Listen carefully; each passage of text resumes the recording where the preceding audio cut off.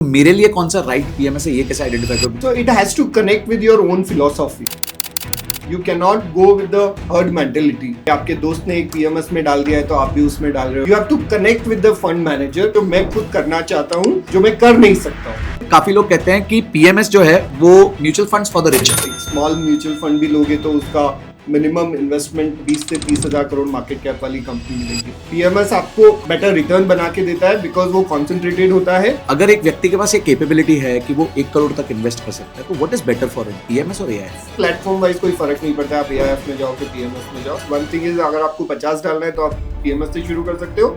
AIF में 1 करोड़ डालना पड़ता है. आप बेसिकली ये जो मल्टी बैगर्स होते हैं वो कैसे आइडेंटिफाई करते हैं? कोई कंपनी आज मैं आइडेंटिफाई कर रहा हूँ तो मेरे को नहीं पता चलता है कि this will become a multi bagger. अगर मेरे को आज ही पता है कि वो मल्टी बैगर है तो सारा सर घर बार बेच के वही नहीं ले ले. बहुत बड़े एक इन्वेस्टर हैं शंकर शर्मा जी, जिन्होंने कहा है कि India's IPO market is the dumbest IPO market. India is the dumbest IPO market that ever exists. What do you think about IPO right now जो भी चल रहा है? जो आलू आप सब्जी मंडी में खराब समझ के छोड़ आते हो ना, वो आपको समोसे में वापस मिल जाता है या कहीं होटल के खाने में वापस मिल जाता है और उसका पैसे ज्यादा देते हो. उसके पैसे ज्यादा देते हो. इसी तरह से आईपीओ में भी वही हो रहा है. जो आईपीओ आपको वैल्यूएशन में एक्सपेंसिव लग रहा है और आप छोड़ रहे हो, वो कहीं ना कहीं आपके कोई ना कोई म्यूचुअल फंड में आपको मिल जाएंगे. कुछ ऐसे स्पेसिफिक सेक्टर्स जिन पे आपकी नजर है अगले 4-5 साल के लिए?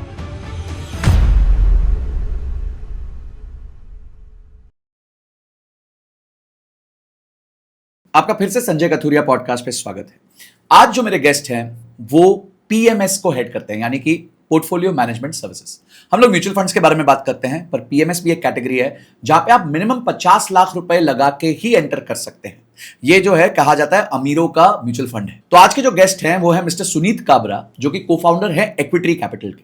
सुनीत जी 1000 करोड़ का फंड मैनेज करते हैं जो स्मॉल कैप और माइक्रो कैप कंपनीज में इन्वेस्ट करता है. तो आज जो हमने उनके साथ डिस्कशन किया उसमें हमने डिटेल में डिस्कस किया है कि पीएमएस और म्यूचुअल फंड में फर्क क्या होता है, कौन से इन्वेस्टर को पीएमएस में इन्वेस्ट करना चाहिए, कौन से इन्वेस्टर को म्यूचुअल फंड में ही रह जाना चाहिए. पीएमएस पे बहुत सारे एलिगेशंस लगते हैं, क्या वो एलिगेशन सच है या झूठ है ये भी क्लियर किया गया है. आपको अपने इन्वेस्टमेंट जर्नी में कौन से स्टेज पे पीएमएस में स्विच करना चाहिए इसका भी डिस्कशन हुआ है. उसके बाद हमने डिस्कस किया है कि उनके पीएमएस की थीसिस क्या है, किस तरीके से वो कंपनीज को आइडेंटिफाई करते हैं.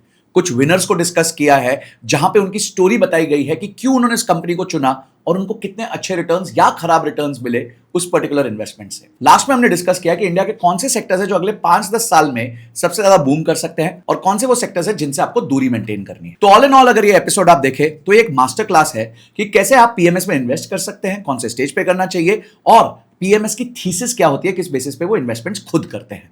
तो पेपर पेन लेके बैठ जाइए क्योंकि आज आपको मल्टी बैगर ढूंढने का भी फॉर्मूला दिया गया है इस एपिसोड में, और इस एपिसोड को एकदम एंड तक देखिएगा. और हाँ, चालू करने से पहले एक बार सब्सक्राइब का बटन दबा दीजिए, घंटी दबा दीजिए, ताकि ऐसे ही पावरफुल गेस्ट्स मैं आपके लिए लेके आ सकूं. तो चलिए मिलते हैं mister Sunit Kabra. Sunit sir, thank you so much for joining us today.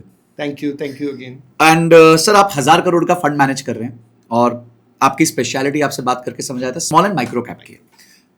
मैंने जब रिसर्च की तो मैंने देखा बहुत कम ऐसे पीएमएस हैं जो इसमें स्पेसिफिकली ऑपरेट कर रहे हैं. तो क्या रीज़न है सर ये वाले सेक्टर को चुनने का, ये वाले साइजिंग को चुनने का? ये टाइप की जो इन्वेस्टिंग होती है ना, ये बिजनेस इन्वेस्टिंग होती है. आप एक अच्छा बिजनेस आइडेंटिफाई करते हैं, एक अच्छा मैनेजर आइडेंटिफाई करते हैं जो वो बिजनेस को रन कर रहा है, और फिर आप उसके ऊपर बैट लेते हैं कि ये एग्जीक्यूट कर पाएगा जो ये बोल रहा है. Right. So small and mid cap में, स्मॉल एंड माइक्रो कैप में बेसिकली आप बिजनेस इन्वेस्टिंग करते हैं और इसके लिए बहुत ज्यादा फंड मैनेजर्स अवेलेबल नहीं होते हैं. हम लोग ने जब इन्वेस्टिंग शुरू की थी तो हम लोग एक प्राइवेट इक्विटी बैकग्राउंड से आए थे. वी अंडरस्टूड दैट इंडिया में प्राइवेट इक्विटी इन्वेस्टिंग ना बहुत चैलेंजेस वाली होती है.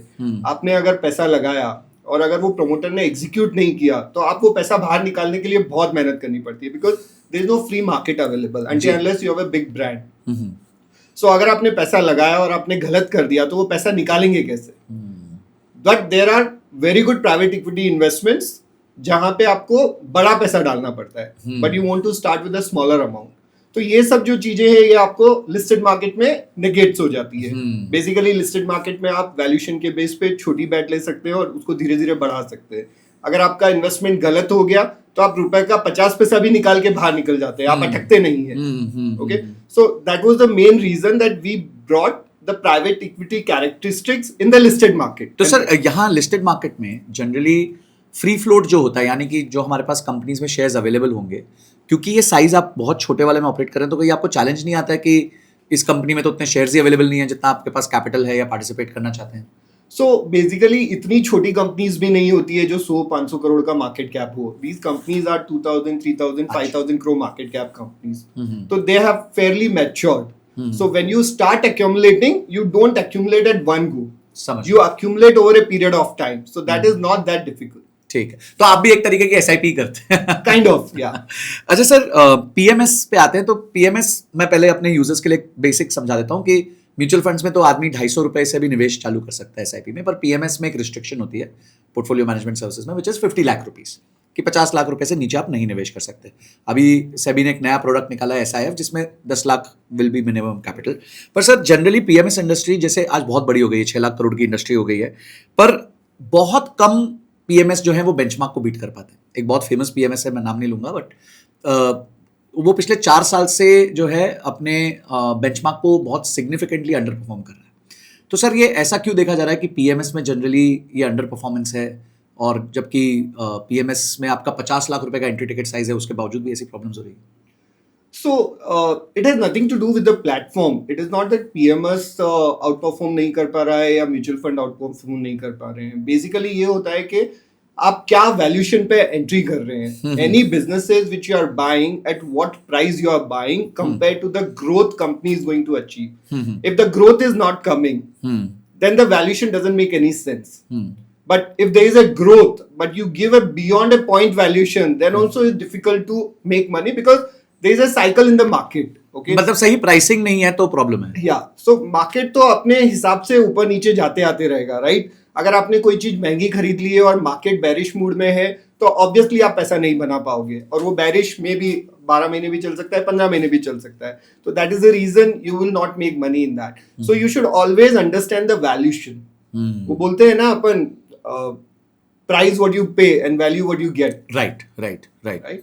So you should always be very very cautious about the valuation versus the growth.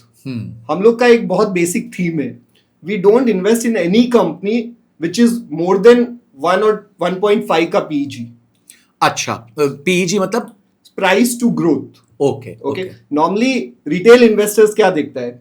PE देखता है, प्राइस अर्निंग देखता है. 10 का PE है, 20 का PE है, 40 का PE है. बट वो 10 का PE वाला कंपनी अगर 20% ग्रो कर रहा है CAGR, तो वो बहुत अच्छा है. वो 0.5 PEG पे मिल रहा है. Okay. Which is a very good investment. But वही 20 का PE वाला कंपनी अगर 10% से ग्रो कर रहा है, तो वो 2 का PEG हो गया है. That will take time. वो पैसा बनने में आपको टाइम लग जाएगा. तो you have to be very conscious about the growth. तो बेसिकली आप कह रहे हैं कि प्राइस टू अर्निंग को स्टैंड अलोन नहीं देखना चाहिए, Exactly. ग्रोथ के साथ देखना चाहिए, जिसके लिए पीजी रेशियो आप यूज करते हैं. सर जनरली पीएमएसएस को ना अक्यूज किया जाता है 3 चीजों के लिए: हाई चर्न, हाई कॉस्ट और लो ट्रांसपेरेंसी. आप इसको कैसे डिफेंड करते हैं? क्या ये सच है? Okay, so basically PMS industry जब स्टार्ट हुआ था 10 से 15 साल पहले, most of the broking houses they have started the PMS platform for their HNI clients. Okay, so obviously broking house है तो उनका इंटरनल इंटरेस्ट रहता है कि आप चर्निंग करोगे तो ब्रोकरेज मिलेगी, right? But over a period of time ये सब चीजें इवॉल्व हुई है. Nowadays there are different kind of strategy which PMS houses are running. Okay, so our PMS, which is almost negligible churning, because we see long-term wealth creation. We don't churn our portfolio. In current portfolio also, we have at least 50% stocks which we are holding for last 7 years. Oh, yeah. Oh, wow. In last 3 or 4 years, we have probably sold or bought maybe 3 or 4 companies. So it's again a fund manager's philosophy and his scheme what he is running. There are other fund managers who will be doing churning, but they're also making money.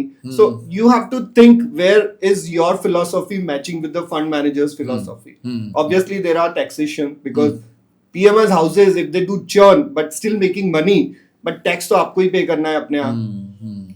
तो sir PMS में tax जो है, जब PMS house churn करता है तो PMS को tax उसी टाइम देना पड़ता है, क्योंकि म्यूचुअल फंड को तो देना नहीं पड़ता? नहीं, तो उसमें क्या होता है, टैक्स इन्वेस्टर को देना पड़ता है at the time of filing the return.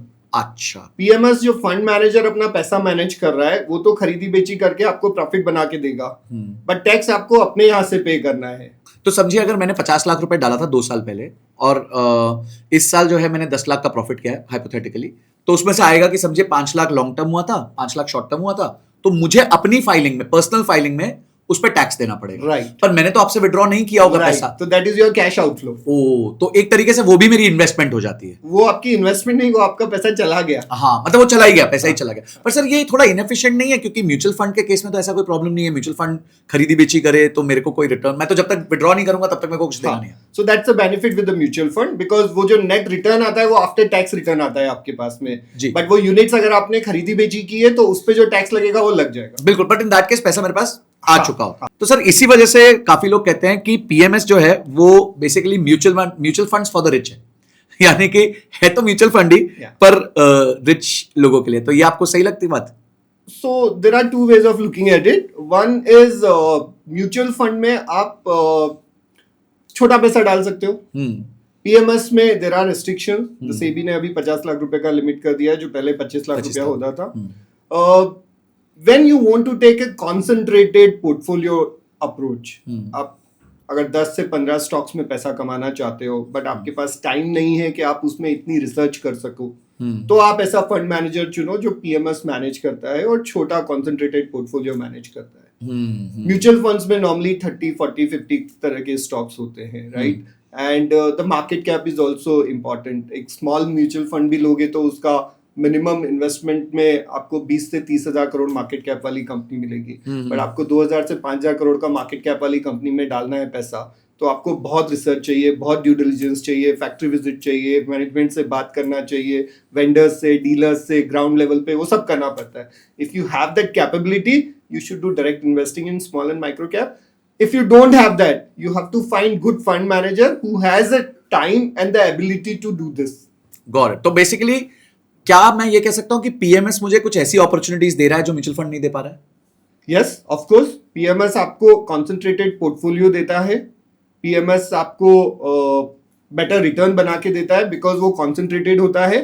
It's a law of average. आप जितना ज्यादा अपना स्पेक्ट्रम बढ़ाओगे आपके रिटर्न्स एवरेज होते जाएंगे, जितना कॉन्सेंट्रेटेड रहोगे उतने आपके रिटर्न्स बेटर होते जाएंगे। तो सर आप किस लेवल के इन्वेस्टर को सजेस्ट करोगे कि पहली बार वो पीएमएस में एंटर करे? क्योंकि 50 लाख मिनिमम टिकट साइज है, तो उस व्यक्ति का पोर्टफोलियो जनरली कितना बड़ा होना चाहिए, कितना परसेंटेज ऑफ उसका पोर्टफोलियो जो है पीएमएस में होना चाहिए? So again it depends upon the risk appetite of that investor. वो क्या एज ब्रैकेट में काम कर रहा है। If he is 30 to 40 के एज ब्रैकेट में काम कर रहा है तो उसको 50% स्मॉल एंड माइक्रो कैप में डालना चाहिए with good fund managers, because there you actually create alpha. जो अपन बात करते हैं ना मल्टी बैगर, तो मल्टी बैगर अचानक से नहीं बनते। Multibagger is a process, it's a time consuming thing, over a period of time evolve होते हैं वो, राइट? तो 30 to 40 का जो एज ब्रैकेट होता है, there you can take bit of risk, because 20 से 30 साल में आपने एक बेस कैपिटल तैयार कर लिया होता है।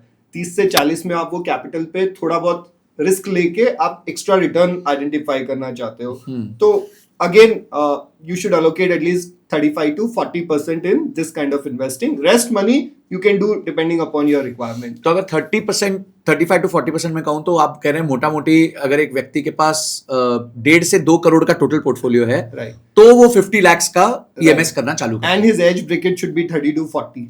Okay. Because that risk appetite has to be there. Because it's a volatility which plays in the market.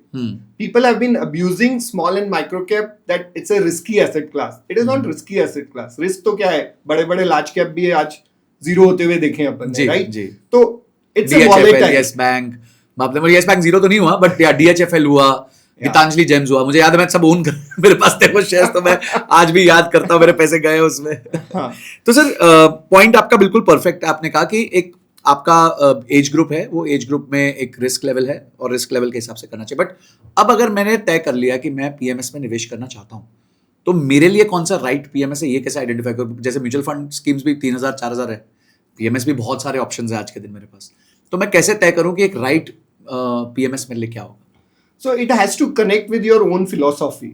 You cannot go with the herd mentality कि आपके दोस्त ने एक पीएमएस में डाल दिया है तो आप भी उसमें डाल रहे हो, या आपके किसी रिश्तेदार ने कोई पीएमएस में डाल दिया है तो आप भी उसमें डाल रहे हो।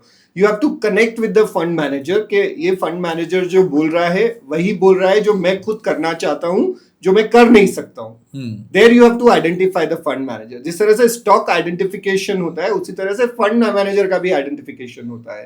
तो if your philosophy can connect with one of the fund manager, you have to go meet him, spend time with him. It's not that कि आपने आज एक आइडेंटिफाई किया और कल पैसा दे दिया. You spend time with him, give him 1 or 2 months time, understand, read his newsletters, because most of the good fund managers, they come out with their newsletters every quarter. They come out with their newsletters. So last 4 साल 5 साल के आप newsletter पढ़ोगे तो आपको पता चलेगा वो क्या फिलॉसफी पे काम कर रहा है, उसका क्या अप्रोच है मार्केट को लेके, मैक्रो को लेके. ऐसे ही जैसे अपन इन्वेस्ट करते हैं तो अपन 4-5 साल की एनुअल रिपोर्ट्स पढ़ते हैं, right? Same way you have to identify the fund manager. But sir classic mistake जो हर इन्वेस्टर करता है, वो इतना डीप में जाता नहीं, वो सोचता है कि यार पिछले 3 साल के रिटर्न्स देख लो, तो जिस फंड मैनेजर ने जनरली सबसे अच्छा परफॉर्म किया वहां डाल दो पैसा. देखो, पैसा अगर बनाना है ना तो मेहनत तो करना पड़ेगा. अब वो बिना मेहनत के आप सोचोगे मैं पैसा कमा लूं, वो तो बहुत मुश्किल है. Then you have to be really destined, right? So we always believe in karma, right? अपन काम तो अपने को करना पड़ेगा जी. पैसा हो सकता है डेस्टिनी से आ जाए जी, बट अगर आपने काम अच्छा किया और पैसा कम बन रहा है या लेट भी बन रहा है, then also you are satisfied. बट अगर आपने काम नहीं किया है और पैसा नहीं बन रहा है तो वो आपके लिए सबसे गलत काम हो जाएगा. बिकॉज उस वक्त फिर जो वॉलेटिलिटी होगी, उस वक्त आप हैरान हो जाओगे. मार्केट आपको 10%, 20%, 30% नीचे दिखेगा, जो बहुत ऑब्वियस है स्मॉल एंड माइक्रो कैप में देखना. उस वक्त आपका कन्विक्शन काम नहीं आएगा, बिकॉज आपका कन्विक्शन ही नहीं है. देन आप फंड मैनेजर को दोष दोगे, तो वो चीजें ठीक नहीं है. और सर पीएमएस में अगर मैं इन्वेस्ट करता हूं तो मुझे कितने समय के लिए मिनिमम अपना पैसा इन्वेस्ट करना चाहिए? मतलब मेरा विजन क्या होना चाहिए, होराइजन कितना होना चाहिए इन्वेस्टमेंट का? So again this is the share market, right? The share market is basically investing in business. You are taking a part, you are taking a share in that business. तो आप अगर एक business चालू करते हो आज, या कोई बिजनेस में आप पैसा लगाते हो, तो आप 2 महीना 6 महीना के लिए नहीं लगाते हो. आप लगाते हो कि ये बिजनेस 25% IRR से ग्रो करेगा, और वो ग्रो करने के लिए उसको 3 से 5 साल का टाइम लगेगा. तो वही माइंडसेट से आपको पीएमएस या कहीं और पैसा लगाना चाहिए. तो एटलीस्ट कहें तो 5-6 साल का होराइजन आपका हो तो minimum 3 to 5 years you have to have, because business को मैच्योर होने में टाइम लगता है. आपने एक नया प्रोडक्ट लॉन्च किया है, वो प्रोडक्ट का पूरा इम्प्लीमेंटेशन होना, एग्जीक्यूशन होना, उसमें भी टाइम लगता है, राइट? तो वो टाइम आपको देना पड़ेगा वो बिजनेस को. अगर आप वो टाइम नहीं दे सकते हो तो फिर शेयर मार्केट आपके काम का नहीं है. सर एक और जनरल धारणा है पीएमएस के अगेंस्ट, वो ये है कि अगर आप देखें जो पैसिव फंड्स होते हैं, तो म्यूचुअल फंड्स, उनमें जो टोटल एक्सपेंस रेशियो होता है इन द रेंज ऑफ 0.2% के आसपास होता है. आप एक्टिव देखेंगे तो 0.6 to 0.8 होता है. But in case of PMS ये नंबर 2% तक भी चला जाता है, कहीं कहीं उससे ज़्यादा भी हो जाता है. और अपार्ट फ्रॉम दैट एक कैरी का कॉन्सेप्ट होता है, यानी कि एक पर्टिकुलर प्रॉफिट के बाद आपको जो फंड मैनेजर होता है वो एक परसेंटेज और रख लेता है, 20% ऑफ द प्रॉफिट्स और रख लेता है. तो आपको ये लगता है कि फॉर अ रिटेल इन्वेस्टर ये उसके अगेंस्ट ऑलरेडी, मतलब उसके लिए पहले से ही ये काइंड ऑफ उसको स्टार्टिंग लाइन से पीछे कर दिया गया है कि 1.5% 2% तो उसका साल का उसको एक्स्ट्रा फंड मैनेजर को बना के ही देना पड़ेगा, नहीं तो वो ब्रेक इवन भी नहीं कर पाएगा. तो इस पे आप क्या कहना चाहेंगे sir? So yes, there are profit sharing in PMSs which are not there in mutual fund, but वो बहुत ज्यादा दिनों तक रहने नहीं वाला है. जो अभी नया आपने देखा होगा, सेबी का एक सर्कुलर आया है अबाउट द म्यूचुअल फंड. उसमें आई थिंक फाइन प्रिंट में जाओगे तो आपको पता चलेगा कि वहां भी कुछ ऐसी बातें हो रही है. रही बात मतलब सेबी किसी को कमाने नहीं देने वाला. No, SEBI, I think this is better. Right. This is better in a sense that, okay, if you are working hard and if you are making good money, then you deserve a share. Okay. As an investor, आप ये सोचो कि अगर आप मेरे को बोलोगे कि भाई मेरे को 100 रुपया कमा के दे और 10 रुपया उसमें तू ले जा, तो मैं ज्यादा मेहनत करूंगा. आपका इंसेंटिव अलाइंड हो जाएगा, राइट? बट आप ये बोलोगे कि तू 100 रुपया ले और सारा का सारा पैसा मेरे को दे, तो फिर मैं सोचूंगा ठीक है, मेरे को तो 2% मिल रहा है ना, आपको पैसा बना नहीं बना कोई फर्क नहीं पड़ता. So it's always good if there is a profit sharing. PMS में क्या होता है, we take a concentrated bet, we take a long term bet, right?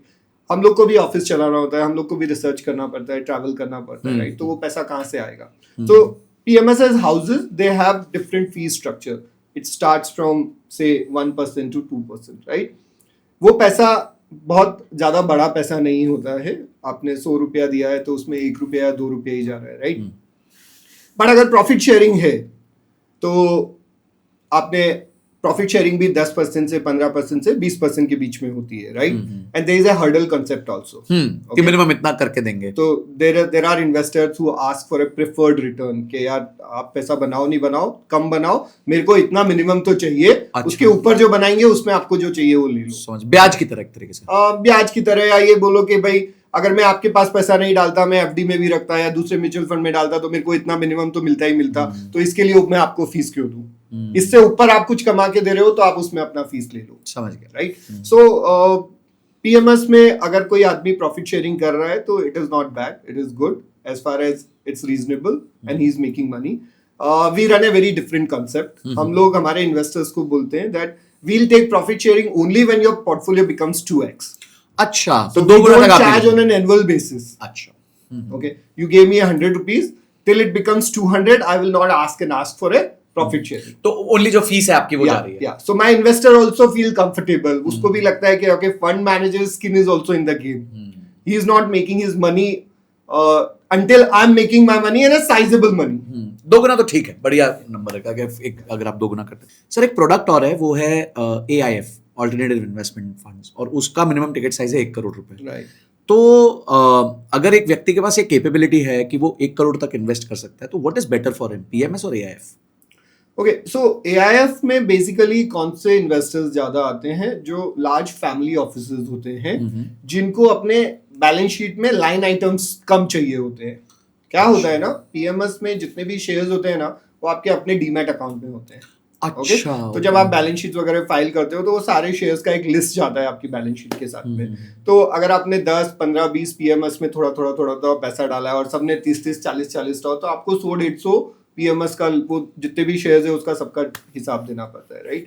तो वो लोग बोलते हैं यार मेरे को इतना आफत नहीं करना है, मैं तो AIF में डालता हूँ, मेरी यूनिट से 10 AIF में डाला, उन्होंने भले 1000 शेयर लिए हो, मेरे को तो मेरा 10 ही तो वो म्यूचुअल फंड की तरह दिखता है। हाँ। ओके। तो एक तो वो हो गया। दूसरा, there are lot of corporates, lot of lawyers who are actually involved in all these companies. Right. तो उनके बहुत सारे रेस्ट्रिक्शंस होते हैं। They can not own shares in their own name. अच्छा, तो जब वो अपने खुद के नाम में शेयर्स ओन नहीं कर सकते हैं तो फिर उनके लिए AIF और म्यूचुअल फंड इजी हो जाता है, बिकॉज वहां उनका कोई डायरेक्ट कनेक्ट नहीं होता है। जो मैनेजर ले रहा है वो उनको नहीं मालूम है क्यों ले रहा है। पीएमएस में वो इश्यू होता है, उनको पहले परमिशन लेना पड़ता है अपने लीगल से कि ये शेयर्स है, मैं लूं कि नहीं लूं, is there any interest in that, if yes then will not buy. तो वो सब प्रोसेस होता है। तो that's the only difference. Otherwise platform wise कोई फर्क नहीं पड़ता, आप AIF में जाओ कि पीएमएस में जाओ। यस, वन थिंग इज, अगर आपको 50 डालना है तो आप पीएमएस से शुरू कर सकते हो, AIF में 1 करोड़ डालना पड़ता है मिनिमम। सर यही जैसे म्यूचुअल फंड्स में कोई लॉन्ग शॉर्ट स्ट्रैटेजी अलाउड नहीं थी, सिर्फ आप खरीद सकता था फंड मैनेजर, फिर उसके बाद अब SIF लॉन्च हो, तो ऐसा कोई बेनिफिट है पीएमएस को कि वो ये स्ट्रैटेजी यूज कर सकता है जो एक म्यूचुअल फंड यूज नहीं कर सकता? ऐसा कुछ नहीं है। पीएमएस में भी आप थोड़ा बहुत ऑप्शंस कर सकते हो, but that is limited to your exposure in stocks. Okay, you can not take more exposure than what you have. और म्यूचुअल फंड में? म्यूचुअल फंड में अभी SIF आया है तो ऐसा है, बट नॉर्मल म्यूचुअल फंड में अलाउड नहीं है। रिटेल जो नॉर्मली म्यूचुअल फंड करता है उसमें अलाउड। सर मैं इक्विटी के बारे में जब स्टडी कर रहा था तो मैंने देखा आपके करीबन 12 या 15 ही स्टॉक्स में इन्वेस्टमेंट है, कंपेयर टू बाकी जो पीएमएस होते हैं या म्यूचुअल फंड होते हैं वो तो 40, 50, 60 तक चले जाते हैं।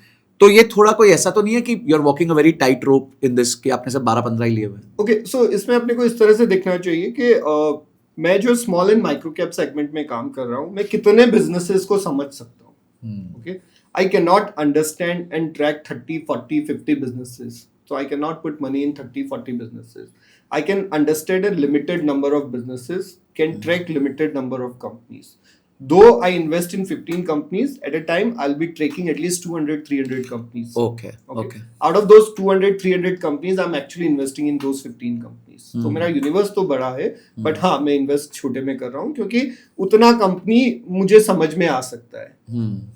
And these are under research companies. Most of the companies are at early stage investments. Like there are 3 stages of investing in capital market. एक आप वेंचर में इन्वेस्ट करते हैं, उसके बाद में वो कंपनी मैच्योर होती है तो आप प्राइवेट इक्विटी में इन्वेस्ट करते हैं, उसके बाद उनका IPO आता है तो आप फिर उसको कैपिटल मार्केट में बड़े लेवल पे इन्वेस्टिंग करते हैं। एंड देन फिर कंपनीज ग्रो होती जाती है, तो स्मॉल से मिड में जाती है, मिड से लार्ज में जाती है, राइट? तो अलग अलग सेगमेंट में अलग अलग इन्वेस्टर्स एंट्री करते हैं। स्मॉल एंड माइक्रो में you need lot of due diligence. Okay, वो इसलिए जरूरी होता है because these companies are not fairly covered by many broking houses, because वो छोटी होती है। जैसे जैसे वो बड़ी होती है, जैसे जैसे उनका कवरेज बढ़ते रहता है, तब तक लोगों को पता चलने लगता है कि अच्छा ये भी कंपनी है। By the time it's already mature, तो हम उसमें से बाहर हो चुके थे, तब तक आप अपना गेन्स ले चुके हो और इसलिए आपके पास विड्थ बहुत छोटी रहती है Right. बिकॉज उस तरह की कंपनीज ही अवेलेबल नहीं है। सर अब हम आते हैं आपका थोड़ा सा आपकी रसोई में चलते हैं। जैसे कहते हैं कि आपने पास्ट में बहुत जबरदस्त रिटर्न्स दिए, तो सर जनरली पहले समझ लेते हैं कि आपके पिछले कितने साल से ये फंड चल रहा है, कितने आपने CAGR इसमें दिया हुआ है? Okay, so basically we started Equitree in 2012. Me and my friend Pawan, who's the fund manager, we both are chartered accountants. Started our studies together in 95 to 98 we did our CA. Last 1 year of articleship I did with Stanchart and Pawan did with Morgan Stanley. Pawan continued with Morgan Stanley after he became CA, and then ABN AMRO Bank and one of the private equity fund. I actually started my career as an entrepreneur because I come from a background where I've seen many of my friends, going to the factories and making money. मैं राजस्थान में पला बढ़ा हूँ। BCom के बाद में मैं बॉम्बे आया हूँ CA करने के लिए। तो RVG करके एक हॉस्टल है राजस्थान विद्यार्थी गृह, जहाँ से हमने CA किया। राजस्थान में my father was in service, तो बहुत ज़्यादा एक्सपोजर था नहीं शेयर मार्केट का। My maternal family they used to do market activities Harshad Mehta के टाइम पे 1990s में। तो एक बहुत छोटा सा गांव हुआ करता था वहाँ पे राजस्थान में, जहाँ पे कोई बहुत ज़्यादा लोगों को मालूम नहीं है कि शेयर बाजार क्या होता था। तो उनका एक ब्रोकर था जयपुर में और जयपुर वाले का एक ब्रोकर था बॉम्बे में। तो उस वक्त वो 3-4% की ब्रोकरेज पे शेयर्स का काम करते थे और उसमें भी वो पैसा कमाते थे। मैंने देखा है वो गांव में जहाँ पे पॉपुलेशन वाइज 5,000 या 10,000 लोग होंगे, वहां पे भी मोस्ट ऑफ द घरों में फ्रिज, टीवी और कलर टीवी आने लगे थे, बिकॉज लोगों ने उस तरह से पैसा कमाया था उस वक्त। तो that gave me lot of fascination कि यार ये क्या है ऐसा। और नोट छापने की मशीन बन गया। हाँ, तो उस वक्त फिर पता चला कि शेयर बाजार में ऐसे काम होता है, but I never invested because capital कभी था ही नहीं उस वक्त। बॉम्बे में आने के बाद में CA कर लिया। CA करने के बाद में जब नौकरी कर रहे थे या थोड़ा बहुत दिन हमने बिकॉज आर्टिकलशिप का पीरियड बाकी था, तो सुबह 7 बजे उठ रहे हैं बोरीवली में, ट्रेन पकड़ रहे हैं, ऑफिस जा रहे हैं, रात को 11 बजे वापस आ रहे हैं और वही चक्कर 7 दिन 8 दिन चल रहा है। तो बोला यार इतना पढ़ाई करके भी यही सब करना है क्या? मैं नहीं कर सकता, छोड़ो, मैं खुद का काम करूंगा। And then I started my own कुछ बिजनेसेस, हमने इन्वेस्टमेंट्स किए, कुछ लोगों में इन्वेस्टमेंट्स किए, कुछ लोगों को एडवाइस की, तो ऐसा थोड़ा कैपिटल बनना तैयार हुआ। I've seen of course 2003 का रन भी देखा है, 2007-8 का भी देखा है। 2012 में पवन और हम साथ में बैठे थे और बोले यार अभी बहुत कुछ कर लिया, अपना खुद का इन्वेस्टिंग करते हैं। और पवन भी बोला कि यार मेरा भी अभी प्राइवेट इक्विटी में बहुत ज्यादा डील्स हो नहीं रहा है बिकॉज मार्केट बहुत मैच्योर हो गया है, तो पूरा लाइफ मैंने प्राइवेट इक्विटी इन्वेस्टिंग की है। अपन वो प्राइवेट इक्विटी वाली कंपनी लिस्टेड मार्केट में देखते हैं और छोटे अमाउंट से शुरू करते हैं। तो हमने हमारा जो भी थोड़ा बहुत कैपिटल था 5-50 लाख रुपया डाल के वो मार्केट में इन्वेस्टिंग शुरू किया, प्रॉप इन्वेस्टिंग। 2012 से लेके 2014 में हमने 1 राउंड ऑफ इन्वेस्टिंग किया, आइडेंटिफाइड सेम 10 से 15 कंपनी और छोटा पैसा डाला। 12 में पैसा डाला, 13 में भी 100 डाउन बिकॉज 13 में मार्केट करेक्ट हुआ था, बट पवन का कन्विक्शन था वो सब बिजनेसेस में, तो we were not bothered, we waited. And 2014 में वही पैसा हमारे को 40% IRR मिला। ओह अच्छा। हाँ, वी सोल्ड दोज स्टॉक्स, एक तरीके से डबल ही हो गया होगा। हाँ, बिकॉज 2 साल का आपका। So we sold those shares, we encashed that money and we saw the full cycle कि आपने स्टॉक आइडेंटिफाई किया, आपने ड्रॉ डाउन देखा, आपने कन्विक्शन को बैक किया और वो पैसा बनते हुए देखा, पैसे को एनकैश किया और घर लेके आए। जब वो पूरा साइकिल देखा आपने तो वो कॉन्फिडेंस ही अलग था। फिर 2014 से लेके 17 तक दोबारा से वो इन्वेस्टिंग की और उस वक्त थोड़े बहुत फ्रेंड्स से जब बातें हो रही थी तो उन्होंने भी सुना कि हम ये काम कर रहे हैं, तो दोस्ती यारी में सबको बताया, क्लब में फ्रेंड्स को बताया, या तो इस तरह से वो जर्नी शुरू हुई है एडवाइजरी की। 2014 से लेके 2017 में again we found different set of 15 companies and same kind of return we made. And then we started getting lot of references. So friend के friend का reference आने लगा, मेरा भी बताओ, मेरा भी बताओ। So then one of my friend who is industry veteran, he advised me that okay, you take a PMS license and I'll give you support because we are also starting this custody business. So I said ठीक है, apply करते हैं। We applied for the PMS license, we got our PMS license and then the real test started. 2017 end में हमने हमारा portfolio खाली कर रहे थे और पीएमएस लाइसेंस आया और 18, 19, 20 में आपने देखा कि वो किस तरह का मेल्टडाउन हुआ, राइट। तो कोई थर्ड पार्टी कैपिटल रेज हुआ नहीं उस वक्त। 2020 में जब कोविड में सब लोग घर बैठे थे और आपने देखा कि कितना सारा मार्केट में एक्टिविटी चालू हुआ, and that time we got our first third party capital where in one friend who said, I like your philosophy, I know what you are doing, this is my check for you, do whatever you want to do. And that was the start. और check कितने का था sir? I think it is 3 or 5 crore rupees something. Okay. And we gave him 25-30 crore का exit. अरे वाह, क्या बात है. Yeah. Great. And there's no going back. From 2020 to now, we are managing 1,000 crore rupees. Last 5 years CAGR is more than 40%. Wow, okay. तो मतलब हर देखा जाए तो 2.5 साल के अंदर आप डबल कर रहे हैं पैसे. Yeah, but I don't say that this kind of money we can make आगे also. ये तो past returns. हाँ, these are past returns and these are COVID low of course. But people say, okay, it was a COVID low, so you made good money. Yes, I made a good money, but there are also outperformance. So if you see the market, Nifty small cap और BSE 500 जो comparable है थोड़ा बहुत मेरे से, actually तो नहीं है, but जितना भी है. There is also an outperformance. Like we are outperforming these indices by 20 or 25%. तो सर आप सिलेक्ट कैसे करते हैं? आपके क्या फिल्टर्स होते हैं जो मिनिमम आपको एक कंपनी में देखने ही होते हैं? आपका सिलेक्शन फ्रेमवर्क क्या है? Okay. So सबसे पहला चीज तो ये है कि हम वो नहीं करते हैं जो हमारे को नहीं आता है. तो we don't understand real estate, so we don't invest in real estate companies. We don't understand technology, so we don't invest in any technology or new age businesses. We don't invest banks or NBFCs because उनका size बहुत बड़ा होता है, वो balance sheet ही समझ में नहीं आती है कि कैसे उसको वैल्यू करें या क्या करें. So these are few parameters where we don't invest at all. तो आपने नो पहले डिसाइड कर लिया तो आधी कंपनियां वैसे ही अपनी निकल जाती है. फिर करना क्या है? करना वो है जो इजीली समझ में आ जाए. तो नॉर्मली जो ओल्ड इकोनॉमी बिजनेसेस होते हैं, मैन्युफैक्चरिंग होते हैं, इंफ्रा एंसिलरीज होते हैं, ऑटो एंसिलरीज होते हैं, एग्री इक्विपमेंट्स होते हैं, those kind of companies which are easy to understand, तो वो कंपनी आइडेंटिफाई करते हैं. तो it's basically you identify one company, okay, on the basis of certain parameters. So obviously वो सब बुक्स में जो लिखा होता है वो देखते ही है. सर एक एग्जांपल दे सकते हैं? फॉर एग्जांपल आपने कोई सक्सेसफुल कंपनी खरीदी बेची एक लास्ट 4-5 इयर्स में. बेसिकली आप वो सब तो देखते ही हो जो कोई भी आदमी देखना चाहेगा. ROE देखते हो, ROC देखते हो. The major or the most important thing is a cash flow operation. तो कोई भी कंपनी आपका प्रॉफिटेबल है बट उसका कैश फ्लो पॉजिटिव नहीं है, तो उसमें हम इन्वेस्ट नहीं करना चाहते हैं. बिकॉज अगर कैश फ्लो पॉजिटिव नहीं है तो वो ग्रोथ कहाँ से लाएगा? Every time he will be dependent on external capital, right? तो हम लोग देखते हैं कि कंपनी में पैसा तो बन रहा है, वो बनना चाहिए, बट वो पैसा बिजनेस में भी आ रहा है कि नहीं आ रहा है, और वो बिजनेस की ग्रोथ को हेल्प कर रहा है कि नहीं कर रहा है. क्या कारण होते हैं सर कि बिजनेस में प्रॉफिट तो होता है, कैश फ्लो नहीं होता? बहुत सिंपल है. आपने माल बेच दिया है बट उसका पैसा नहीं आया है, तो आपका डेटर्स में खड़ा है. माल बेचा नहीं है, इन्वेंट्री खड़ी है, तो इन्वेंट्री का वैल्यूएशन आपका अटका हुआ है, तो आप उसका एनकैश नहीं कर पा रहे हो. तो देयर आर फ्यू रीजंस जिसकी वजह से आपको प्रॉफिट दिखता है बट कैश फ्लो नहीं दिखता है. तो सर मुझे आपका मोटा मोटी थीसिस समझ आ गया. तो आप बेसिकली ये जो मल्टी बैगर्स होते हैं वो कैसे आइडेंटिफाई करते हैं, और एक कोई हम केस स्टडी पकड़ सके आपके प्रीवियस में आपने जो भी इन्वेस्टमेंट की हो जिसको आपको बहुत अच्छे रिटर्न्स देखे?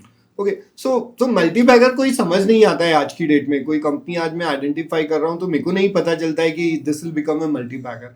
अगर मेरे को आज ही पता है कि वो मल्टी बैगर है तो सारा सर घर बार बेच के वही नहीं ले लेंगे. तो ऐसा होता नहीं है. कंपनीज इवॉल्व होती है over a period of time, और जैसे जैसे वो इवॉल्व होती है, मैच्योर होती है, वैसे वैसे अपनी पोजीशन आप उसमें कंटिन्यू करते हो या बढ़ाते रहते हो, राइट?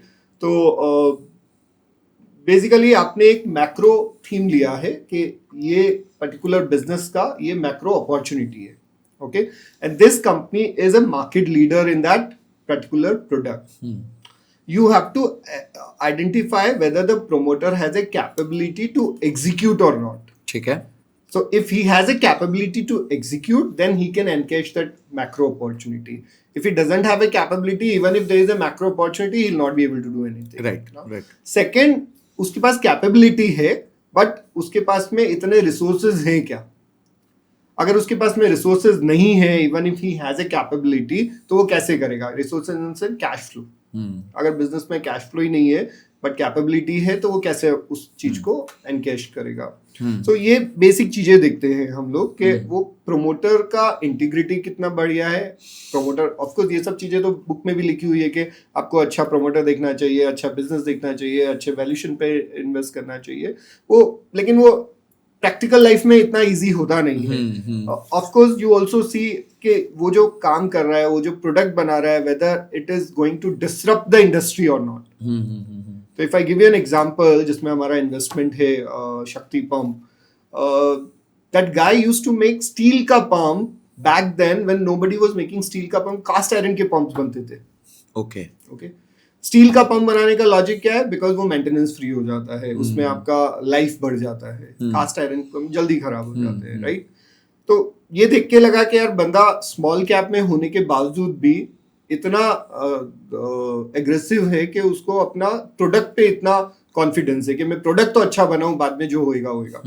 फिर उसने सोलार पंप लॉन्च किया, गवर्नमेंट में जाके रिप्रेजेंटेशंस दिए कि भाई ये एक चीज है जो आप जितनी भी सब्सिडीज देते हो इलेक्ट्रिसिटी के लिए, फार्मिंग के लिए, वो सब आपको नहीं देनी पड़ेगी अगर आप सोलार को प्रमोट करोगे तो। तो गवर्नमेंट पे रिप्रेजेंटेशन के बाद में over a period of time government ने कुसुम करके स्कीम लॉन्च की थी। तो कुसुम का एक पायलट रन चालू किया था, जो अलग अलग स्टेट्स में भी उसको प्रमोट किया था। तो आप देखोगे वो कंपनी, वो बंदे ने कितना आगे का सोचा होगा, क्या टेक्नोलॉजीज उसने इन्वॉल्व की होगी, बीइंग इन स्मॉल कैप, जब लोग उसको समझते भी नहीं थे, देखते भी नहीं थे। आज वो कंपनी अच्छा कर रही है। इन पायलट प्रोजेक्ट ऑल्सो वो कंपनी का मार्केट कैप 8-10 हजार करोड़ हो गया है। तो वो आपने जब इन्वेस्ट किया था वो कितना मार्केट कैप था? आई थिंक 300 या 500 करोड़ का मार्केट, और आज वो 8-9 हजार करोड़ हो गया। तो मतलब ऑलमोस्ट 50 टाइम्स हो गया in a span of 7 years। So that's a multi bagger story. तो सर क्या आपको लगता है कि मल्टी बैगर होने के लिए जो कंपनी है उसका गवर्नमेंट के साथ एसोसिएशन होना जरूरी है? मतलब गवर्नमेंट के साथ अगर वो कोई तालमेल बैठा ले, कोई प्रोजेक्ट कर ले? ऐसा कोई जरूरी नहीं है कि हर कंपनी को गवर्नमेंट के साथ में तालमेल बिठाओगे तो ही मल्टी कैप या बड़ा काम कर सकते हो। But India is a growing country, right? There's a lot of demand for infrastructure, lot of push required from the government, right? तो obviously आपको अपना GDP बढ़ाना है, तो गवर्नमेंट के प्रोजेक्ट्स तो आने ही पड़ेंगे। Wherever you go, you see any challenges, right? तो government has to come forward and do this. तो any company who is catering to those kind of things will definitely get benefit. Sir अब आते हैं, जब आपने multi bagger identify कर लिया या कोई भी स्टेक आप लेना चाहते हैं बिजनेस में, तो आप डाइवर्सिफिकेशन कैसे चेक करते हैं? कि मैं सेक्टोरल डाइवर्सिफिकेशन चेक करते हैं, क्योंकि आपका मेजरली तो स्मॉल और माइक्रो कैप है, तो आप वहां तो डाइवर्सिफिकेशन देख ही नहीं रहे। तो क्या आप सेक्टोरली देखते हैं या फिर आप जोग्राफिकली देखते हैं या फिर आप पोजीशन साइजिंग कैसे करते हैं कि मेरे पास अगर 1000 करोड़ है तो मैं कितना किस में डालूं? तो ये एक थीसिस कैसे बिल्ड होती है? सो बेसिकली सेक्टर का इतना इम्पोर्टेंस नहीं होता है हमारे लिए। हमारे लिए इम्पोर्टेंस होता है कि वो कंपनी और उसका मैनेजमेंट कैसा है, वो कंपनी क्या प्रोडक्ट बना रहा है और वो प्रोडक्ट का क्या मैक्रो अपॉर्चुनिटीज है। तो जैसे मैंने बताया आपको, इंफ्रा एंसिलरीज में हम काम करते हैं, राइट? तो इंफ्रा एंसिलरीज में जरूरी नहीं है कि आप कोई पुल बनाने वाली कंपनी में काम करो या रोड बनाने वाली कंपनी में काम करो। There are different products which are required in infra, तो आप उसमें किसी में भी काम कर सकते हो।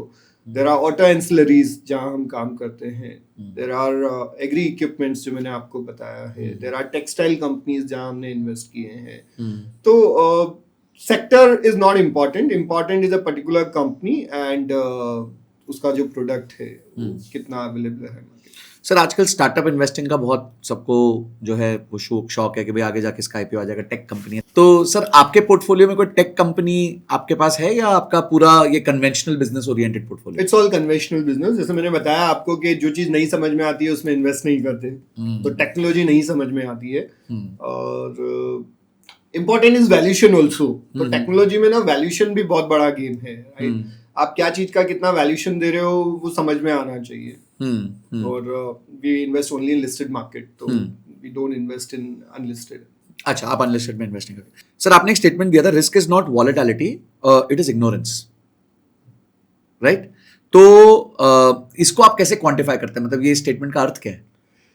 ये बहुत सिंपल है। आपने शेयर मार्केट में एक पर्टिकुलर एब्सोल्यूट प्राइस देख के आपने इन्वेस्ट कर दिया है और वो एब्सोल्यूट प्राइस का ऊपर नीचे देख के आप वो शेयर्स में ट्रेडिंग कर रहे हो।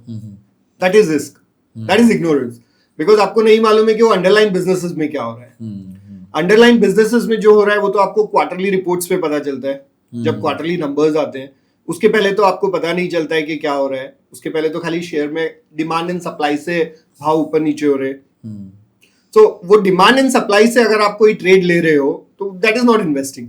Okay investing is on the basis of underline businesses, जो आपको क्वार्टर में एक बार पता चलता है कि उसके नंबर्स अच्छे आ रहे हैं, खराब आ रहे हैं compare to the previous quarter और प्रीवियस ईयर। सर आपने जितनी भी आज इन्वेस्टिंग करी है तो जो आपके विनर्स रहे, सिग्निफिकेंट विनर्स रहे, अगर आप उनमें से कोई कॉमन थ्रेड निकालना चाहे कि ये एक बहुत कॉमन रीजन था जिस वजह से ये सारे सक्सेसफुल थे, वो क्या था? ऐसा एक पर्टिकुलर या रीजन एक, दो, नहीं तीन होता कुछ। है कोई भी इन्वेस्टमेंट को सही या गलत होने के लिए, बट हाँ हमने बेसिकली आइडेंटिफाई किया एक अच्छा प्रमोटर, एक अच्छा बिजनेस जिसकी मैक्रो अपॉर्चुनिटी है और वो प्रमोटर की कैपेबिलिटी है कि वो उसको एग्जीक्यूट कर पाएगा। तो हमारा एक बहुत बेसिक प्रिंसिपल है that we don't invest at one go. Okay, suppose कोई इन्वेस्टर ने आज मेरे को 1 करोड़ रुपया दिया है ना पीएमएस में, तो इट्स नॉट दैट कि कल जाके मैं वो 95 लाख रुपीस इन्वेस्ट कर दूंगा। It takes me, depending upon the volatility in the market, 3 to 6 months to exhaust the entire amount. Okay, So immediately, probably depending upon the market situation, I'll start with 30-40% deployment. Over a period of time, I'll do another 20-30% deployment. And if I see the future is getting better, or the macro environment is getting better, or the volatility is going a little bit slow or lower, then probably I'll invest more money. So, Got you know, it is not a immediate investment. Sir एक question ये था कि जैसे आपने कोई multibagger identify किया, अब आप उसके हर क्वार्टर रिपोर्ट पढ़ रहे हो, आप उसके साथ चल रहे हो। फॉर एग्जाम्पल शक्ति पंप्स का आपने एग्जाम्पल दिया कि 7-8 साल मुझे हो गए उसमें इन्वेस्टेड, तो अब आप डिसाइड कब करते हो कि समय समाप्ति की घोषणा हो गई है, अब बस हो गया, इसने it has exhausted it's fuel? So Sanjay ji, बहुत simple है. There are only 2 ways where we exit from a particular stock. Okay, One, if we found out there is a corporate governance issue in the company. अच्छा, मतलब ethical issue दिख गया है। Yeah, if we come to know there is a corporate governance issue in any company, whether it's profit making or whether the prices are high or the portfolio is making money or that, we make an exit. We don't stay with them. Second exit is basically depending upon the valuation. जैसा मैंने आपको PEG बताया है, तो कोई भी company अगर 1.5 और 2 के आसपास पहुंच रही है तो it is a sign of exit. तो रेड सिग्नल आपका जल जाता है। या बिकॉज क्या होता है ना, एक कंपनी है जो 25% CAGR पे ग्रो होना है और मार्केट उसको 50 का वैल्यू देने लगा है, तो मेरे लिए उसमें फिर बहुत ज्यादा गुंजाइश नहीं बचती है इन्वेस्टेड रहने के लिए, बिकॉज ऑलरेडी वो फैक्टर इन हो गया अगले 3 साल 4 साल का प्राइस। ओके, सो एक बार के लिए मैं निकल जाऊंगा because valuations become expensive for me, but अगर मार्केट में वो वापस से उसकी ग्रोथ अगर 50 से ज्यादा हो जाती है और PE उसका कम हो जाता है, then I can re-enter because that business I have seen, that promoter I have seen, the execution I have seen, but the valuation was expensive, so I made an exit. Now valuation is becoming again attractive, then I can go back. पर sir समझिए आपने वो share 100 में खरीदा था, 500 में बेच दिया फॉर एग्जांपल, अब जब आपकी रिकंडीशन मीट हुई वो 700-800 का हो चुका। भले ही हो ना, एब्सोल्यूट प्राइस है ना वो तो। Okay, absolute price doesn't make any difference to me. जब मैंने 500 में बेचा तो हो सकता है वो कंपनी 100 करोड़ रुपए का प्रॉफिट बना रही हो, जब 700 में वापस खरीद रहा हूं तो हो सकता है 150 करोड़ का प्रॉफिट बना रही हो, तो मेरे लिए ज्यादा फर्क नहीं पड़ता है उससे। अंडरलाइन बिजनेस का growth and profit is more important than absolute price. पर सर यही इसको थोड़ा सा मैं डीप डाइव करता हूँ कि जब आपने डिसाइड किया कि मैं एग्जिट कर रहा हूँ, पर उस टाइम पे since you have access to management, आप ये पता कर सकते थे ना कि इनके ग्रोथ प्लान्स जो हैं वो आगे इनको प्रॉफिट और देंगे नहीं देंगे? ये तो सर बहुत जनरल है, आजकल रेगुलेटर इतना स्ट्रांग हो गया है ना, इतनी रिक्वायरमेंट्स हो गई है from the company point of view के इसमें एक लेमैन को भी सब इंफॉर्मेशन मिल जाती है। Every quarter you have to publish your result. Every quarter most of the companies are coming up with their quarterly calls. Okay, आप वो क्वार्टरली कॉल्स अगर सुनोगे तो मैनेजमेंट एक गाइडलाइन देता है आपको, वो कंजर्वेटिव भी हो सकती है, वो एग्रेसिव भी हो सकती है। That reading between the lines is your skill. Okay, most of the companies have their annual reports. Last 5 साल का एनुअल रिपोर्ट्स अगर आप पढ़ोगे तो आपका हर मैनेजमेंट का कथनी और करनी में क्या फर्क है वो पता चल जाएगा। अगर उसने पिछले एनुअल रिपोर्ट में बोला है कि मैं ये करूंगा और अगले 2 साल 3 साल 4 साल में भी आपको लग रहा है कि कुछ नहीं किया है, तो इट्स अ तो नो वो सब फेक कर रहा है, या हाँ, सब बातें कर तो रहा है। This is simple, it is an investing, it is basically you have to do मेहनत, बिना मेहनत के तो नहीं हो सकता है। फिर आपका नसीब है कि आप पैसा बना लो बिना मेहनत के। अच्छा सर, फॉर एग्जाम्पल आपको एक अपॉर्चुनिटी आज आप इवेलुएट कर रहे हैं, आपको बहुत अच्छी लगी, पर ऐसा क्या नेगेटिव हो सकता है उसमें जिसकी वजह से बहुत अच्छी अपॉर्चुनिटी आपके सारे पैरामीटर्स पे सूट कर रही है, ऐसा क्या 2-3 नेगेटिव हो सकता है जिस वजह से फिर भी आप वॉकआउट कर जाओ? Valuation, simple. Okay, valuation. बहुत अच्छी कंपनी है, हमने अभी थोड़े टाइम पहले ही एक कंपनी देखी थी। तो हम लोग जब कंपनी आइडेंटिफाई करते हैं और शॉर्टलिस्ट करते हैं ना, तो जब तक उसका वैल्यूएशन अपने पैरामीटर्स में नहीं फिट होता है तब तक इन्वेस्ट ही नहीं करते। And that's the beauty of investing in a listed market. ये जो मैं प्राइवेट इक्विटी कैरेक्टरिस्टिक्स जो लिस्टेड मार्केट में देखता हूँ ना, that is the crux of it. Private equity में क्या होता है, वो मैनेजमेंट में बोल दिया है ये वैल्यूएशन है, आपको लेना है तो लो, नहीं लेना है तो आपकी मर्जी। लिस्टेड मार्केट में ये वैल्यूएशन है, मेरा मन है आज कल छोटा कम हो जाएगा तो कल ले लूंगा, परसों बढ़ जाएगा तो छूट जाएगा, ठीक है ना। इतनी सारी कंपनी Publicly available है। दूसरा ले लो आप। अपॉर्चुनिटी का प्रॉब्लम नहीं है। नेवर। ओके, तो सर अपॉर्चुनिटी से आते हैं, आजकल आईपीओ की बाहर लगी हुई है, हर दूसरे दिन एक आईपीओ आता है, हर दूसरे दिन वो 28 गुना 30 गुना ओवर सब्सक्राइब हो जाता है, कई केसेस में प्रॉफिट्स अचानक से प्रकट हो जाते हैं बैलेंस शीट इस पे, P&L पे। और बहुत बड़े एक इन्वेस्टर हैं शंकर शर्मा जी, जिन्होंने कहा है कि India's IPO market is the dumbest IPO market. तो एज अ फंड मैनेजर आपके आईपीओ में सब्सक्राइब करते हैं, या what do you think about IPO right now जो भी चल रहा है? No, we don't participate in IPO basically. देखो, most of the IPOs which are coming ना, उसमें ज्यादातर somebody or other is taking exit. Juice out हो चुका है। हाँ, मतलब कोई इन्वेस्टर है जिसने थोड़े टाइम पहले पैसा डाला होगा, 1 साल 2 साल 3 साल पहले, उसको एग्जिट करना है। ओके, अब बहुत से OFS टाइप के भी आईपीओ आते हैं जहाँ प्रोमोटर भी अपने शेयर्स बेचना चाहता है। और खासकर हमने टेक कंपनीज में ये बहुत देखा है, जो अभी रिसेंट कुछ 1-1.5 साल में आई हैं। आज सुबह ही एक व्हाट्सएप पे फॉरवर्ड आया था and it was connected very well. जो आलू आप सब्जी मंडी में खराब समझ के छोड़ आते हो ना, वो आपको समोसे में वापस मिल जाता है या कहीं होटल के खाने में वापस मिल जाता है, और उसका पैसे ज्यादा देते हो। उसके पैसे ज्यादा देते हो। इसी तरह से आईपीओ में भी वही हो रहा है। जो आईपीओ आपको वैल्यूएशन में एक्सपेंसिव लग रहा है और आप छोड़ रहे हो, वो कहीं ना कहीं आपके कोई ना कोई म्यूचुअल फंड में आपको मिल जाएंगे। और ये अभी रिसेंटली हुआ कि एक बहुत बड़े आईपीओ में सबने मना किया, पर म्यूचुअल फंड्स ने फिर भी उसमें इन्वेस्ट किया। सर, कुछ हम केस स्टडीज पकड़ना चाहते हैं आपके एक्सपीरियंस में, कुछ particular companies without any recommendation, कि जो जब आपने इन्वेस्ट किया और उसके बाद उसमें कैसे ग्रोथ हुई, क्या रीजंस रहे। जैसे आपने एक एग्जांपल दिया शक्ति पंप्स का, which has been a very good story over last 7-8 years। Similarly और कोई आपने जो इन्वेस्टमेंट्स किए थे जो बहुत अच्छे निकले? तो there are 2 ways of looking at it. आपके मल्टीबैगर्स क्या वजह से बनते हैं? मल्टीबैगर्स आपके 2 वजह से बनते हैं। एक तो आपका अर्निंग्स कंपनी का बढ़ते रहता है और दूसरा आपका उसका री रेटिंग हो जाता है। अर्निंग्स नॉर्मल बढ़ रहे हैं बट मार्केट ने उसको रेटिंग बराबर बढ़ा करके दे दिया, तो भी वो फटाफट आपका रिटर्न जनरेट हो जाता है। तो Shakti pump was one of the company where earnings बढ़े उसके और थोड़ा बहुत री रेटिंग भी हुआ। There's another company where we invested. It is an auto ancillary company. Of course, we have investment in that. So it's a disclaimer. वो company ना, जो मैं बोलता हूँ कि मैं जो भी कंपनी में इन्वेस्ट करता हूँ ना, उसकी 20 से 25 साल की हिस्ट्री होनी चाहिए। वो प्रोमोटर का 20 से 25 साल का बैकग्राउंड होना चाहिए। बिकॉज आप जब स्मॉल कैप में इन्वेस्ट करते हो ना, तो वो प्रोमोटर बहुत इंपॉर्टेंट हो जाता है। समझ गए। ओके, तो कोई भी कंपनी मेरे पोर्टफोलियो में ऐसी नहीं मिलेगी जो 2-5 साल पहले स्टार्ट हुई हो। अच्छा। ये कंपनी दिल्ली बेस्ड कंपनी है, आपने शायद सुना होगा, तलवार ऑटो, टालब्रोज ऑटो।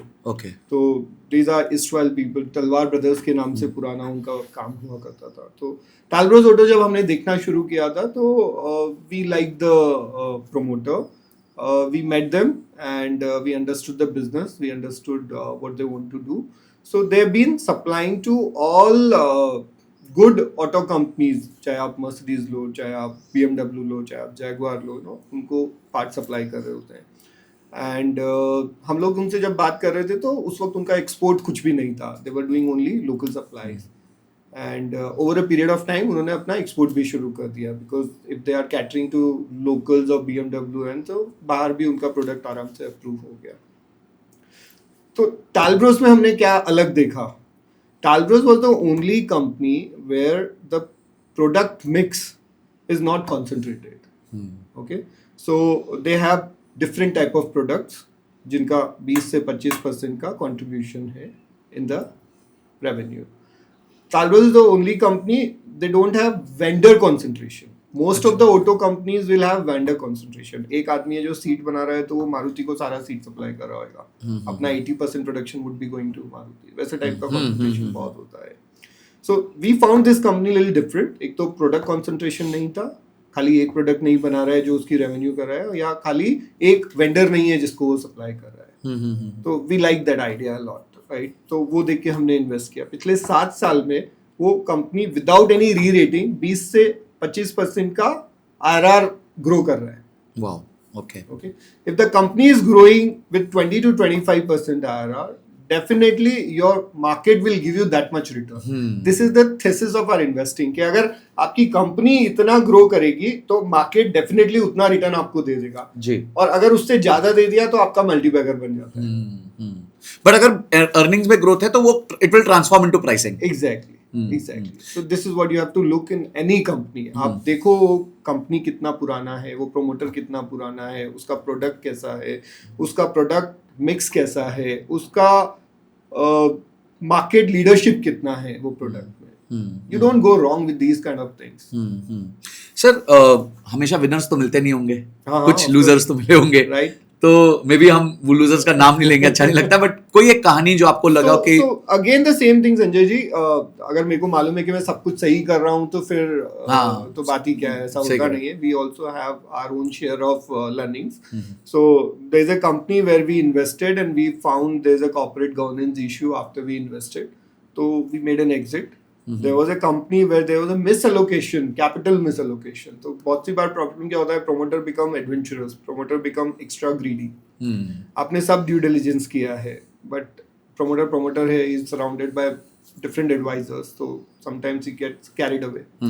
तो ये चीजें नॉर्मली आपको आपके इन्वेस्टमेंट के 6-8 मंथ्स में पता चल जाता है. ऐसा नहीं है कि आपने 2 साल 3 साल इन्वेस्ट किया और उसके बाद में आपको ऐसा लग रहा है. तो और हम लोग स्टेगर्ड इन्वेस्टिंग करते हैं, राइट. तो धीरे धीरे अपनी पोजीशन बिल्ड करते हैं. तो जब पता चलता है कि कुछ गलत हो रहा है तो ऑब्वियसली आप उसमें से एग्जिट कर लेते हो. There was another company which was a very beautiful model जो नेगेटिव वर्किंग कैपिटल पे काम कर रहा था बंदा, मतलब कस्टमर से पहला पैसा आ जाता था. हाँ, it was a online platform basically. वो अमेज़न के लिए एग्रीगेटर हुआ करता था. ओके, तो अमेज़न में क्या होता था, आपकी रेटिंग के हिसाब से अमेज़न आपको पेमेंट करता है. If you have a good rating then 5-7 दिन में अमेज़न आपको पेमेंट कर देता है. आपको आपके वेंडर को 30-35 दिन में 40 दिन में पेमेंट करना है, राइट. तो बहुत अच्छा काम कर रहा था, उसका सब ड्यू डिलिजेंस किया, रेटिंग्स वगैरह सब अमेज़न पे दिखती है. But one fine day he became adventurous. उसने कहीं कोई इन्वेंट्री मिल रही थी तो वो सारी की सारी इन्वेंट्री ले ली एंड सोचा कि मेरा प्लेटफॉर्म में मैं निकाल दूंगा. अनफॉर्चुनेटली नहीं निकाल पाया. From negative working capital to heavily burdened problem में आ गया. तो made an exit because the thesis has gone wrong. So once you go wrong, then you don't become biased कि नहीं मैंने जो किया है वो सही किया है. You have to cut your losses. And market में जो loss book करना सीख गया ना बंदा, वो पैसा कमाना अपने आप सीख जाता है. क्योंकि आप फिर विकेट पे रह जाते हो, मतलब it's like staying on the pitch. Great sir, ये सारी लर्निंग्स एक आपको मिल रही हैं with the person who has done it himself. ये संजय जी एक और बड़ी चीज है कि सबको सब कुछ मालूम है, पर जब करने का टाइम आता है तो कोई कर नहीं हाथ वो बटन नहीं दबता. That's the problem. Yeah true sir. अब आते हैं, हमने आज तक की बात करी, पर आपने अभी एक स्टेटमेंट दिया था कि अगला 10 साल जो है इंडिया में मैग्निफिसेंट होने वाला है. आई थिंक हम पर्सनली जब बात कर रहे थे तब आपने ये बात बोली थी कि एक बहुत अच्छा टाइम आने वाला है इंडिया का. तो सर ये बहुत अच्छा टाइम सबके लिए आने वाला है या कोई स्पेसिफिक इंडस्ट्रीज के लिए आने वाला है? कौन सी ऐसी 4-5 इंडस्ट्रीज होंगी जो सबसे ज्यादा फायदा लेंगे अगले 10 साल? ये जब टाइम अच्छा आएगा तो सबके लिए ही आएगा. ऑफकोर्स किसके लिए ज्यादा आएगा? तो बेसिकली इंडिया का जीडीपी अच्छा होना चाहिए. इंडिया का जीडीपी ग्रो करेगा ना तो वो सबके लिए बेनिफिशियल है, राइट. आप देखो जितने भी चैलेंजेस दिख रहे हैं आपको, I see them as an opportunity. आपका अगर रोड्स खराब है या आपका रेलवेज खराब है या कुछ भी चीज खराब है तो आप ये सोचो कि अगले 2-5 सालों में ये सब चीजें ठीक होगी. आपने बुलेट ट्रेन, मतलब मेरे I am 50 year old now, right. मेरे 20 साल पहले मेरे को बुलेट ट्रेन दिख जाना चाहिए था इंडिया में. We were that capable, right. But नहीं दिखा अपने को. तो अभी दिखेगा अगले 5 से 6 सालों में, right. One bullet train is already on cards, right. So China अगर बुलेट ट्रेन बना सकता है तो अपन भी बना सकते हैं और अपन भी वो इंफ्रास्ट्रक्चर क्रिएट कर सकते हैं, राइट. सो खाली वो जज्बा होना चाहिए, वो कॉन्फिडेंस होना चाहिए, वो बिलीफ होना चाहिए। And I think in last 5-7 years 10 years अपन ने देखा है कि वो काम हो रहा है।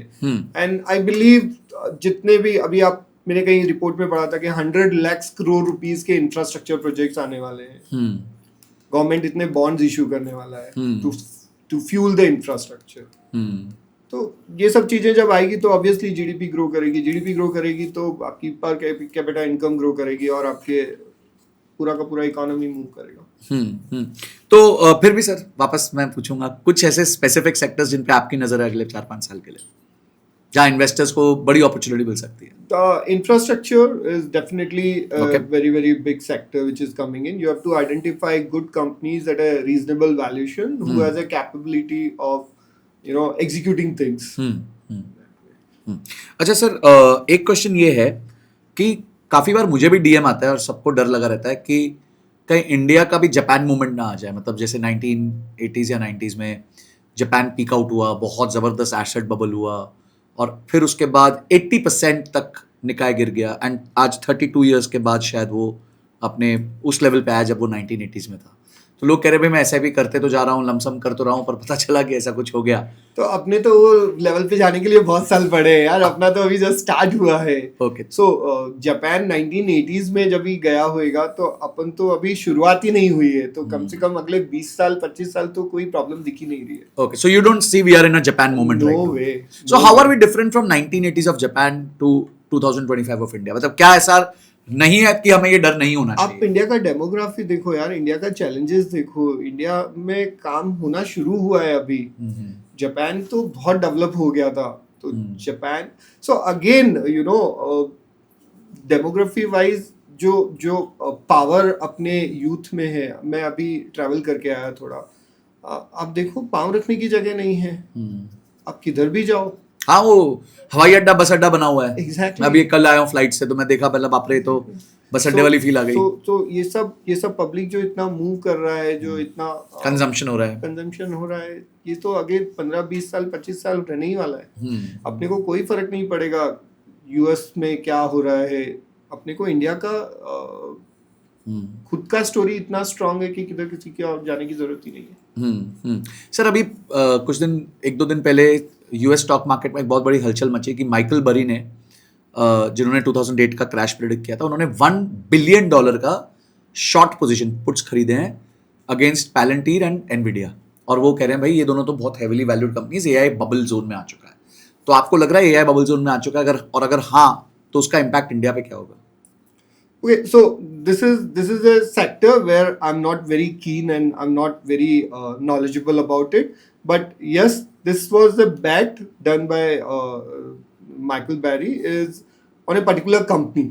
Okay, तो उसने पूरे मार्केट में ऐसा कुछ बड़ा हो जाएगा वो नहीं बताया है। For 2 companies he has taken a bet.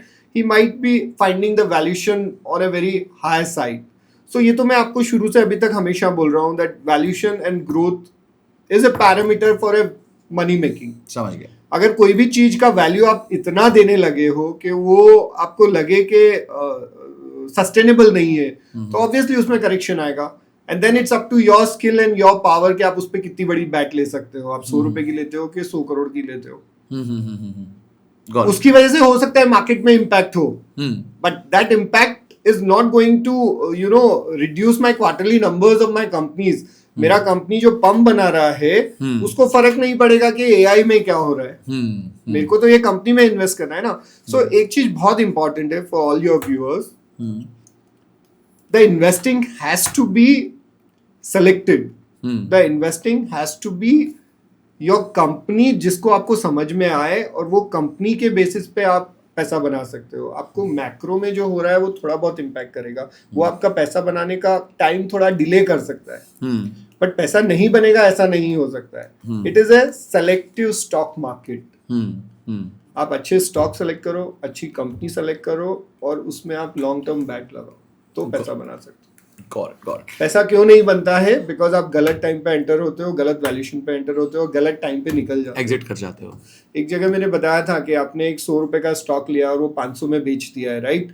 तो अगर आप नहीं बेचते तो आपका कितना नुकसान होता? 500 रुपए का, अगर वो जीरो भी हो जाता तो बट आपने बेच दिया है तो आपका अपसाइड तो खत्म हो गया 5,000 का। अब आपने बना लिए जितने रन बनाने थे, अब आप पिच से बाहर हो गए हो। तो entry is important, exit is equally important. और वो बस- एंट्री और एग्जिट ना तब आएगा जब आपको बिजनेस में कन्विक्शन आएगा, जब आपको बिजनेस की अंडरस्टैंडिंग होगी। विदाउट दैट फिर तो मुश्किल हो। ट्रेडिंग होएगा। सर वही है ना, अभिमन्यु का चक्रव्यूह, अंदर तो लोग चले जाते हैं पर हाँ। बाहर निकलना नहीं जानते। सर रिसेंटली जो rich dad poor dad Robert Kiyosaki है, मेरे को लगता है पिछले 4 सालों में उन्होंने 600 बार बोल दिया मार्केट क्रैश होने वाली है। अब वो फिर से उनका नैरेटिव चालू हो गया कि market is at all time high, market will crash. तो इस टाइम पे एक इन्वेस्टर को कैसे काम करना चाहिए? कॉशन के साथ करना चाहिए, कैश रिजर्व रखना चाहिए, या ऑल इन हो जाना चाहिए मार्केट्स में? तो हम लोग कभी भी ऑल इन नहीं होते हैं। हम लोग जिस सेगमेंट में काम करते हैं उसमें हमेशा अपॉर्चुनिटीज रहती है, तो we always sit on cash. At a portfolio level also हम लोग 10 से 15% कैश पे आज भी बैठे हैं। ओके। आज के साल भर पहले प्रोबेबली हम लोग ज़्यादा कैश पे बैठे होंगे because the volatility was more that time. But yes, you have to be on cash. You cannot be 100% invested because market हमेशा आपको opportunity देगा। तो I always believe in sitting in cash. तो इस टाइम पे कैश ज्यादा रखना चाहिए, या मतलब we can start, investors can start deploying? या तो you have to remain invested. ऐसा भी नहीं है कि आप इन्वेस्ट नहीं करोगे, इन्वेस्ट करना चाहिए। करंट सिनारियो में we are taking at least 50 to 70% deployment. 20 से 30% कैश पे है, Cash जो अगले 3 से 6 महीने में डिप्लॉय होएगा। Okay. At any time minimum cash कितना आप मेंटेन करते हैं sir? At a PMS level, probably for last 1 year, we have been maintaining at 15% cash position. God sir, बहुत सारे हमने डिस्कशंस किए, पर अब मैं आप पे कुछ धर रैपिड फायर कुछ थ्रो करूंगा। तो Bring on. हाँ ब्रिंग ऑन। Okay great. तो sir one stock you wish you had never sold? I don't think I have any stock which I'm feeling कि मैंने बेच दिया और नहीं बेचा होता था, because मैं normally large cap में invest नहीं करता हूँ। From 2012 to now, whatever stocks I've bought, either I'm keeping because there is a value, or I've sold because there is no value. तो you have no regrets No on selling? regrets, no Okay, perfect. Sir, what is that one thing which could derail the entire India story? Political instability. If at all we think there is a instability in a bigger level, तो हो सकता है ये सब चीजें delay हो जाएगी। God one PMS myth जो खत्म हो जानी चाहिए आज इस पॉडकास्ट के बाद?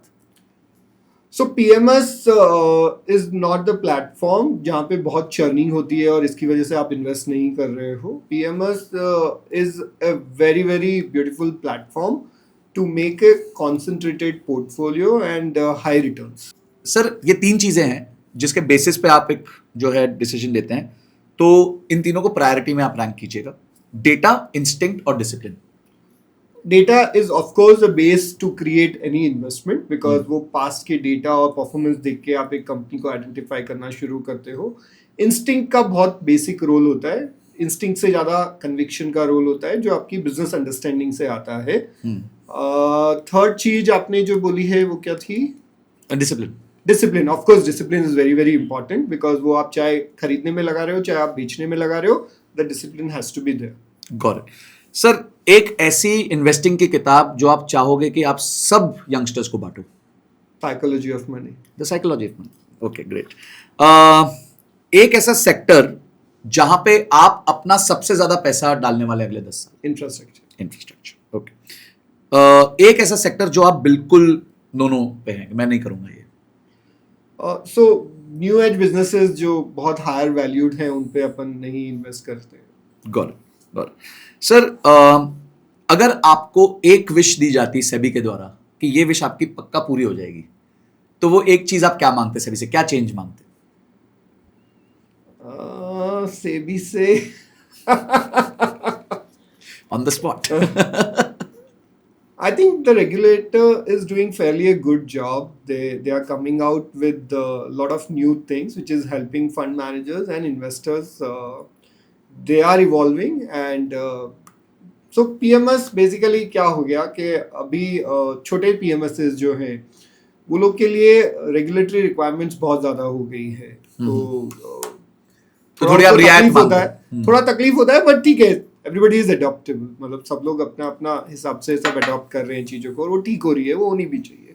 तो जिस तरह SME IPO आया है कम रेगुलेशंस के साथ उस तरह कोई छोटा पीएमएस का मतलब कंपैरेटिवली जहां एयूएम छोटा है या उसके लिए एसआईएफ आ गया है ना, जी तो पीएमएस इज गुड। मेरे ख्याल से 50 लाख का size in CPMS is good reason. आपने सर कहा you will gift psychology of money, Yeah. What is your psychology of money? One thing You make good money and spend that money for your benefit or for मजे भी society's करो, benefit. हाँ, Yeah. मतलब मजे भी करो, हाँ, दान भी करो, पैसा भी बनाओ। पैसा कमाओ और पैसा खर्च करो। Good. One message you would give to your own 25 self, मतलब आज अगर आप अपने आप 25 साल की उम्र के सुनीत को कोई मैसेज दे पाते तो वो क्या होता? मार्केट में आप इन्वेस्ट करो और कैपिटल का एटलीस्ट 80% 90% आप शेयर मार्केट में डालो। Okay, one line prediction for India 2030।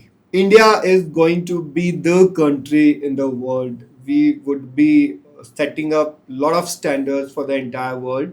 The way we have come out from COVID, the way we have developed the UPI, I think we are doing fairly good job. We are confident. अभी आँख में आँख डाल के अपन बात कर सकते हैं. So I think the vibrations are too good. अगर आपको इक्विटी इन्वेस्टिंग प्रिंसिपल को एकदम समराइज करना हो तो वो क्या है? So equity is a patient long-term investor. Market में पैसा तब बनता है जब आप लंबे रहते हो, अच्छी कंपनी में लंबे रहते हो। अगर आपने पैसे की ज़रूरत है उसी वक्त आपको पैसा निकालना चाहिए। खाली आपने देख लिया कि आपका स्टॉक 25% बढ़ गया, 40% बढ़ गया है, उसकी वजह से आप इसको बेच दो और दूसरे को ले लो, वो नहीं करना चाहिए। दूसरा, आपको किसी ने आपको ये स्टॉक बता दिया, किसी ने आपको वो स्टॉक बता दिया, उसके बेसिस पे अगर आपको इन्वेस्टिंग करनी है तो वो आपको थोड़ा सा पैसा कमा के देगा, वो बड़ा पैसा कमा के नहीं दे सकता है। तो everything you do you have to understand on your own. पैसा है ना भाई, आपका पैसा है, मेहनत का पैसा है, तो आप बिना सोचे समझे किसी को उधार नहीं दे सकते हो, तो कोई कंपनी में कैसे लगा सकते हो? One Indian investor you idolize? I think Manish Chokhani. I've been listening to him quite a lot, and he's one person I would love to be with and keep listening to him. Great. And one international investor you idolize? I don't follow any international investor. Not even Warren Buffett या Peter Lynch? Not really यार। मेरा India का culture, India का market, India का philosophy, it's very very different from the world, so I normally don't follow any of them. Great. तो Manish sir आपके fan हैं यहाँ पे बहुत बड़े। Great, thank you so much sir for coming here. And I think मेरी खुद की बहुत ज़बरदस्त लर्निंग्स हुई हैं, कुछ मेरे भी मिथ्स थे पीएमएस को लेके, शायद कुछ क्लियर हुए हैं। And I just love the way that आप कह रहे हैं कि मैं कम कंपनीज में निवेश करूंगा पर बहुत अच्छी कंपनीज होंगी, लंबे समय तक टिकेंगे, so that you can grow with them. And I also tell all my audience that we should stick long term because we should give space for them to breathe, space for them to make mistakes. तो वो जब आप थोड़ा लंबा समय रहते हैं तो उस तरीके से फिर आपका रिलेशनशिप उस कंपनी के साथ बनता है and it rewards you fairly well after some time. So thank you so much sir for being here. Thank you for having me over. Thank you very much. तो भाई अगर आप यहाँ तक आ चुके हैं यानी आपने एपिसोड पूरा देखा है, अब कुछ चीजें आपको करनी है, अपनी टॉप लर्निंग्स जो हैं वो कमेंट सेक्शन में जरूर लिख दीजिए। ये वीडियो एटलीस्ट 5 से 6 दोस्तों के साथ जरूर शेयर करना ताकि उनको भी पता चले कि पीएमएस में इन्वेस्टमेंट करते हुए किन चीजों का ध्यान रखना चाहिए। हम अपने एपिसोड में और क्या इंप्रूव कर सकते हैं वो भी सजेशन जरूर दीजिए, और किस गेस्ट को आप देखना चाहते हैं इस पॉडकास्ट में उसके लिए गेस्ट सजेशन फॉर्म है या कॉमेंट सेक्शन में भी आप लिख सकते हैं। वीडियो को लाइक जरूर कीजिएगा और चैनल को सब्सक्राइब कर लेना ताकि ऐसे पावरफुल गेस्ट हम आप तक लेके आ सके। This is Sanjay Kathuria signing off till the next podcast. जय हिंद, जय भारत।